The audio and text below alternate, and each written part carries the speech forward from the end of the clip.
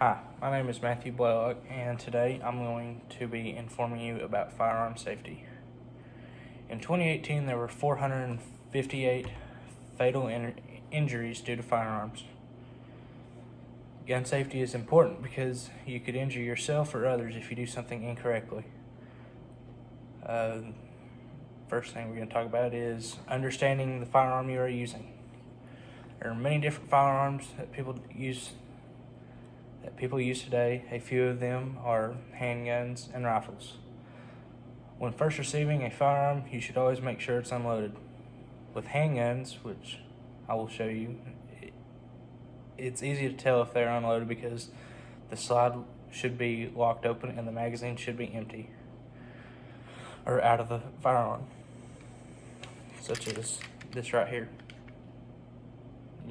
You can tell that the magazine is open and that there is no magazine in it. With a rifle or a shotgun, it will be a little harder to tell because the action will not be locked open like a pistol. With that being said, you must have to check it manually.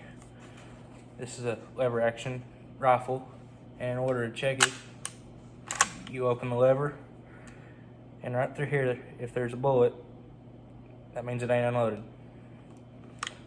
If you rack it back and forth enough, that bullet will come out. Then you just close it to close the action, pull the hammer down, squeeze the trigger, and slowly let go of the hammer.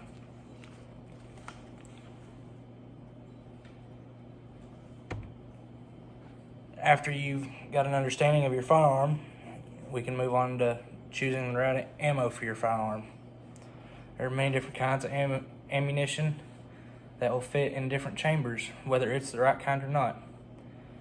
There are many different types of shotgun shells, but not all of them fit the same gun. Rifles also have many different cartridges, from varmint loads all the way to big game loads.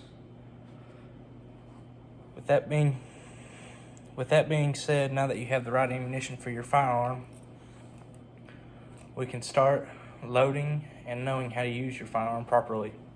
Handling a firearm safely and correctly is probably the most important thing that you need to do.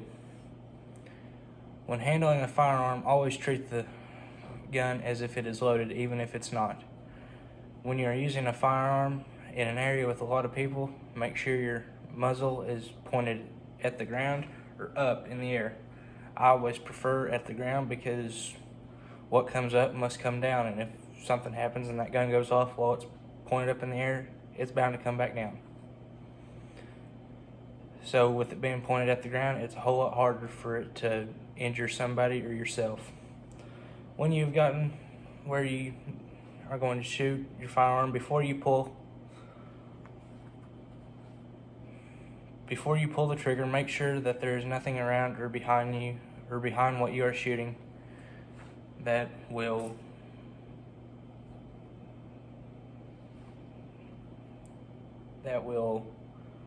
cause any harm to anyone or you.